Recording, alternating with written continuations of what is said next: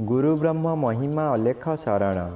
नमस्कार दर्शक वृंद, आपण मानंकु आजिर राशिफल कार्यक्रम मु एस कुमार स्वागत जनाऊँगी।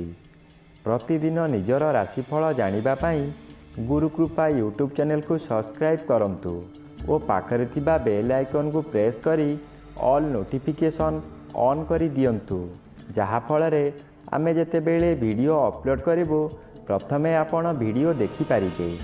आमर यही वीडियो रे आपण संपूर्ण पंचांग सहित मेष ठारू मीन पर्यंत 12 गोटी राशिर राशिफल विषय रे जानि पारिबे।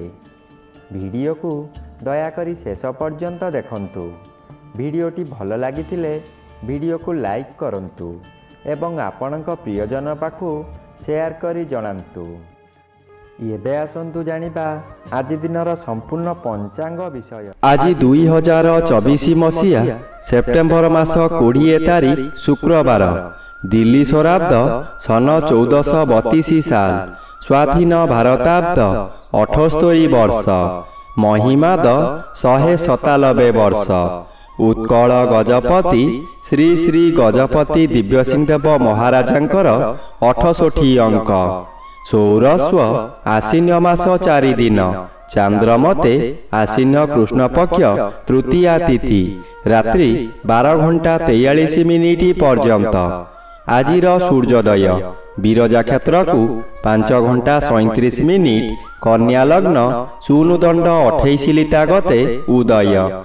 आजिर सूर्यास्त बिरजा क्षेत्र को 5 घंटा 39 मिनिट, मीन लग्न शून्यदंड 25 लिता गते अस्त। आज मीन चंद्र दिबा 8 घंटा 38 मिनिट पर्यंत, एहा परे मेष चंद्र। रेवती नक्षत्र दिबा 8 घंटा 38 मिनिट पर्यंत, एहा परे अश्विनी नक्षत्र। आज जन्मित शिशुर मीन राशि विप्रवर्ण देवगण, दिबा 8 घंटा 38 मिनिट गते मेष राशि क्षत्रिय वर्ण देवगण। आज मृत व्यक्तिर पुष्कर दोष नाही, निषिद्ध खाद्य। आज पोटल भोजन निषेध अटे।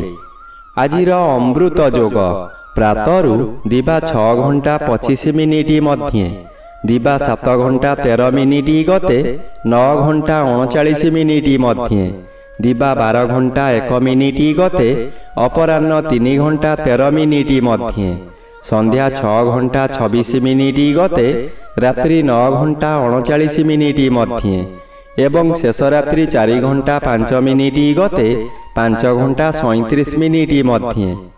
आजिर महेंद्र जोग नाही। आजिर काल बेला एवं 12 बेला, दिबा 8 घंटा 8 मिनिट गते अपराह्न 3 घंटा 37 मिनिट मध्य। आजिर काल रात्रि रात्रि 10 घंटा 10 मिनिट गते 12 घंटा 4 मिनिट मध्य। आजिर राहु काल पूर्वाह्न 10 घंटा 30 मिनिट ठारू मध्याह्न 12 घंटा मध्य। आज दिबा 8 घंटा 38 मिनिट मध्य धनु राशिर घात चंद्र, एहा परे मेष राशिर घात चंद्र। दिबा 8 घंटा 38 मिनिट मध्य बिछा राशिर घात नक्षत्र, घात तिथि नाही।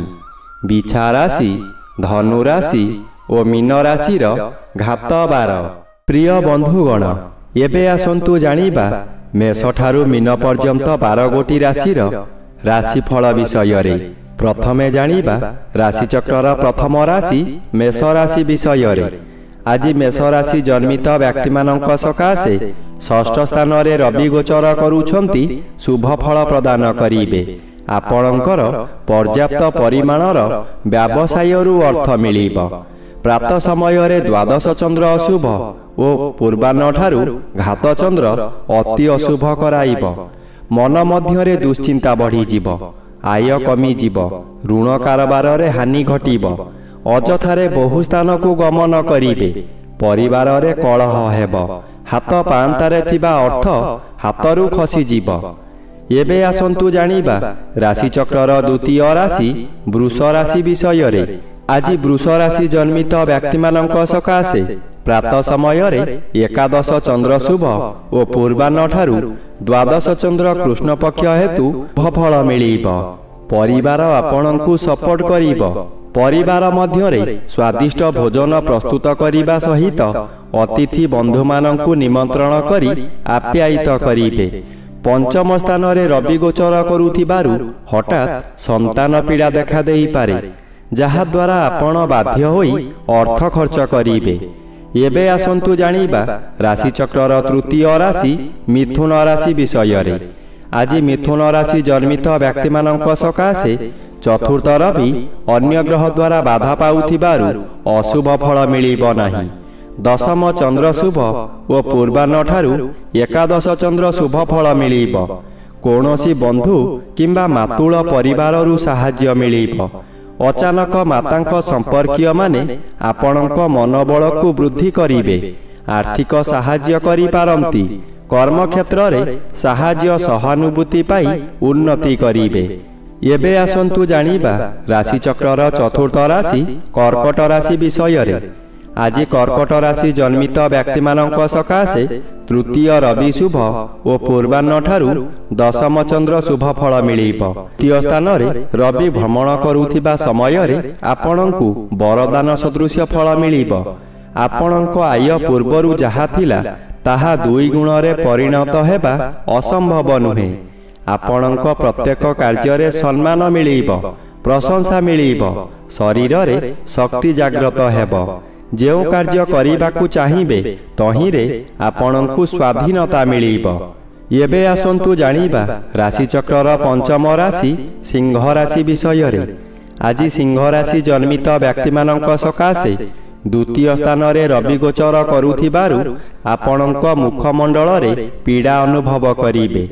ଅର୍ଥ ଉପାର୍ଜନର କ୍ଷମତା କମିଯିବ। ଏହି ସମୟରେ କୌଣସି ବ୍ୟକ୍ତି ଆପଣଙ୍କୁ ମିଠା ମିଠା କଥା କହି ଭୁଲ ରାସ୍ତାକୁ ନେଇଯିବେ। ଅସାବଧାନତା ହେଲେ ଆପଣଙ୍କର ଭାତ ହାଣ୍ଡି ଭାଙ୍ଗିଦେବା କିଛି ବଡ଼ କଥା ନୁହେଁ। ପ୍ରାତଃ ସମୟରେ ଅଷ୍ଟମ ଚନ୍ଦ୍ର ବାଧାପ୍ରାପ୍ତ ଅଛନ୍ତି ଓ ପୂର୍ବାହ୍ନଠାରୁ ନବମ ଚନ୍ଦ୍ର ମଧ୍ୟ ବାଧାପ୍ରାପ୍ତ ଅଛନ୍ତି। ଅଶୁଭ ଫଳ କମ୍ ମିଳିବ। ଏବେ ଆସନ୍ତୁ ଜାଣିବା ରାଶିଚକ୍ରର ଷଷ୍ଠ ରାଶି କନ୍ୟା ରାଶି ବିଷୟରେ। ଆଜି କନ୍ୟା ରାଶି ଜନ୍ମିତ ବ୍ୟକ୍ତିମାନଙ୍କ ସକାଶେ ଜନ୍ମ ରବି ଅଶୁଭ ଓ ପୂର୍ବାହ୍ନଠାରୁ ଅଷ୍ଟମ ଚନ୍ଦ୍ର ଗୋଚର କରୁଥିବାରୁ ଅତି ଅଶୁଭ ଫଳ ମିଳିବ। କ'ଣ ଗୋଟାଏ ଆଗକୁ ହେବ ବୋଲି ମନ ମଧ୍ୟରେ ଭୟ ଜାତ ହେବ। ବାଧ୍ୟ ହୋଇ ବାହାରକୁ ଯିବେ, କିନ୍ତୁ କାର୍ଯ୍ୟରେ ବିଫଳ ହେବେ। ଦିନକୁ ଦିନ ଅବନତି ଆଡ଼କୁ ଗତି କରିବେ। ଦୁଃଖ ଖବର ପାଇ ବ୍ୟଥିତ ହେବେ। ନିଜ ଲୋକମାନେ ଆପଣଙ୍କୁ ବିପଦରେ ପକାଇ ଆନନ୍ଦିତ ହେବେ। ଶରୀରରେ ଆଘାତ ମଧ୍ୟ ଲାଗିପାରେ। ଏବେ ଆସନ୍ତୁ ଜାଣିବା ରାଶିଚକ୍ରର ସପ୍ତମ ରାଶି ତୁଳା ରାଶି ବିଷୟରେ। ଆଜି ତୁଳା ରାଶି ଜନ୍ମିତ ବ୍ୟକ୍ତିମାନଙ୍କ ସକାଶେ ଦ୍ୱାଦଶ ରବି ଅନ୍ୟ ଗ୍ରହ ଦ୍ୱାରା ବାଧା ପାଉଥିବାରୁ ଅଶୁଭ ଫଳ ମିଳିବ ନାହିଁ। ପ୍ରାତଃ ସମୟରେ ଚନ୍ଦ୍ର ଷଷ୍ଠରେ ଓ ପୂର୍ବାହ୍ନଠାରୁ ସପ୍ତମ ସ୍ଥାନରେ ଗୋଚର କରୁଥିବାରୁ ଶୁଭ ଫଳ ମିଳିବ। ନିଜେ ସାବଧାନ ରହିଲେ ବଡ଼ ଧରଣର କଳହରୁ ତ୍ରାହି ପାଇଯିବେ। ବହୁ ସ୍ଥାନ ଭ୍ରମଣ କରି ଧର୍ମ ଅର୍ଜନ କରିପାରିବେ। ଦାନ ଧର୍ମ କରିବେ। ମାୟାମୋହ ଆପଣଙ୍କ ମନରୁ ଦୂରେଇ ଯିବ। ଏବେ ଆସନ୍ତୁ ଜାଣିବା ରାଶିଚକ୍ରର ଅଷ୍ଟମ ରାଶି ବିଛା ରାଶି ବିଷୟରେ। ଆଜି ବିଛା ରାଶି ଜନ୍ମିତ ବ୍ୟକ୍ତିମାନଙ୍କ ସକାଶେ ଘାତବାର ଓ ପ୍ରାତଃ ସମୟରେ ପଞ୍ଚମ ଚନ୍ଦ୍ର ଅଶୁଭ ଫଳ ମିଳିବ। ନିଜର ସ୍ୱାସ୍ଥ୍ୟ ହାନି ହେବ। ନିଜ ସନ୍ତାନମାନଙ୍କ ଦ୍ୱାରା ପୀଡ଼ା ଭୋଗିବେ। ଅଜ୍ଞାନ ପରି ବ୍ୟବହାର କରିବେ। ଏକାଦଶ ରବି ଶୁଭ ଓ ପୂର୍ବାହ୍ନଠାରୁ ଷଷ୍ଠ ଚନ୍ଦ୍ର ଶୁଭ ଫଳ ମିଳିବ। ପୂର୍ବରୁ ଲାଗିଥିବା ଶତ୍ରୁମାନେ ଆପଣଙ୍କ ପାଖରୁ ଦୂରେଇ ଯିବେ। ବ୍ୟବସାୟ କରୁଥିବା ବ୍ୟକ୍ତିବିଶେଷଙ୍କ ସକାଶେ ଆଜିର ଦିନଟି ଲାଭଦାୟକ ଦିବସ ହେବ। ଯେଉଁ କର୍ମ କରିବେ ସଫଳତା ମିଳିବ। ଏବେ ଆସନ୍ତୁ ଜାଣିବା ରାଶିଚକ୍ରର ନବମ ରାଶି ଧନୁ ରାଶି ବିଷୟରେ। ଆଜି ଧନୁ ରାଶି ଜନ୍ମିତ ବ୍ୟକ୍ତିମାନଙ୍କ ସକାଶେ ଘାତବାର ଅଶୁଭ ଓ ପ୍ରାତଃ ସମୟରେ ଘାତଚନ୍ଦ୍ର ଅତି ଅଶୁଭ। ଦୁର୍ଘଟଣା ଘଟିପାରେ। ମାନସିକ ସ୍ତରରେ ହେଉ କିମ୍ବା ଶାରୀରିକ ସ୍ତରରେ ହେଉ ଦୁଃଖ ଯନ୍ତ୍ରଣା ଭୋଗିବେ। ପ୍ରତ୍ୟେକ ସ୍ଥାନରେ ଅପମାନ ମିଳିବ। ଯେଉଁ କାମ କରିବେ ତହିଁରେ ବାଧା ଆସିବ। ବିଶେଷ କରି ମାତୃ ସହିତ କଳହ ହୋଇପାରେ। ସତର୍କ ଓ ସାବଧାନ ନ ରହିଲେ ବିପଦ ମାଡ଼ି ଆସିବ। ଏବେ ଆସନ୍ତୁ ଜାଣିବା ରାଶିଚକ୍ରର ଦଶମ ରାଶି ମକର ରାଶି ବିଷୟରେ। ଆଜି ମକର ରାଶି ଜନ୍ମିତ ବ୍ୟକ୍ତିମାନଙ୍କ ସକାଶେ ପ୍ରାତଃ ସମୟରେ ତୃତୀୟ ଚନ୍ଦ୍ର ଶୁଭ, ପୂର୍ବାହ୍ନ ଠାରୁ ଚତୁର୍ଥ ଚନ୍ଦ୍ର କୃଷ୍ଣ ପକ୍ଷ ହେତୁ ଶୁଭ ଫଳ ମିଳିବ। ଅଚାନକ କେଉଁଠାରୁ ଶୁଭ ଖବର ପାଇ ଖୁସିରେ ଆତ୍ମହରା ହୋଇ ଉଠିବେ। ଅଚାନକ କେଉଁଠାରୁ ଧନ ପ୍ରାପ୍ତି ହେବା କିଛି ଅସମ୍ଭବ ନୁହେଁ। ନବମ ସ୍ଥାନରେ ରବି ଗୋଚର କରୁଛନ୍ତି। ହେବା କାମ ଆପଣଙ୍କର ନ ହୋଇପାରିବାରୁ ମନରେ ବିତୃଷ୍ଣା ଭାବ ଆସିବ। ମନରେ କ୍ରୋଧ ଭାବ ଜାଗ୍ରତ ହେବ, ଯାହାଦ୍ୱାରା ଆପଣ ଧର୍ମ ଅଧର୍ମ କିଛି ଜାଣିପାରିବେ ନାହିଁ। ଏବେ ଆସନ୍ତୁ ଜାଣିବା ରାଶିଚକ୍ରର ଏକାଦଶ ରାଶି କୁମ୍ଭ ରାଶି ବିଷୟରେ। ଆଜି କୁମ୍ଭ ରାଶି ଜନ୍ମିତ ବ୍ୟକ୍ତିମାନଙ୍କ ସକାଶେ ଅଷ୍ଟମ ସ୍ଥାନରେ ରବି ଗୋଚର କରୁଥିବାରୁ ଅଶୁଭ ଫଳ ମିଳିବ। ପ୍ରାପ୍ତ ସମୟରେ ଦ୍ୱିତୀୟ ଚନ୍ଦ୍ର ଅଶୁଭ। ଆପଣ ଯେଉଁ କାର୍ଯ୍ୟ କରିବେ ତହିଁରେ ପ୍ରତ୍ୟେକ ବ୍ୟକ୍ତି ପ୍ରବଳ ବିରୋଧ କରିବେ। ଏହି ସମୟରେ ଆପଣଙ୍କର ନାସା କର୍ଣ୍ଣ ଚକ୍ଷୁ ଆଦିରେ ଆଘାତ ଲାଗିପାରେ। ପୂର୍ବାହ୍ନ ଠାରୁ ତୃତୀୟ ଚନ୍ଦ୍ର ଶୁଭ ଫଳ ମିଳିବ। ଅଚାନକ କେଉଁଠାରୁ ଧନପ୍ରାପ୍ତିର ସମ୍ବାଦ ମିଳିବ। ମନରେ ସାହସ ଆସିଯିବ। ଏବେ ଆସନ୍ତୁ ଜାଣିବା ରାଶିଚକ୍ରର ଦ୍ୱାଦଶ ବା ଶେଷ ରାଶି ମୀନ ରାଶି ବିଷୟରେ। ଆଜି ମୀନ ରାଶି ଜନ୍ମିତ ବ୍ୟକ୍ତିମାନଙ୍କ ସକାଶେ ସପ୍ତମ ସ୍ଥାନରେ ରବି ଓ ଆଜି ଘାତବାର ଭୋଗ ହେଉଥିବାରୁ ଅଶୁଭ ଫଳ ମିଳିବ। ଆପଣଙ୍କର ହଠାତ୍ ରୋଗ ମାଡ଼ି ବସିବ। ଶରୀର ସୁସ୍ଥ ଥିବା ସମୟରେ ଏପରି ଅସୁସ୍ଥ ହେବ ଯେ ବହୁ କଷ୍ଟରେ ଜୀବନ ଯାପନ କରିବେ। ନିଜେ କିଛି ଭୁଲ ନ କରି ମଧ୍ୟ ଅନ୍ୟମାନଙ୍କ ଠାରୁ ଅପମାନ ପାଇବେ। ସେମାନେ ଆପଣଙ୍କୁ ଦୋଷାରୋପ କରିବେ। ପେଟ ରୋଗ ମଧ୍ୟ ହୋଇପାରେ। ଆର୍ଥିକ ସମସ୍ୟା ଆଜି ଆପଣଙ୍କୁ ଚମତ୍କାର କରିଦେବ।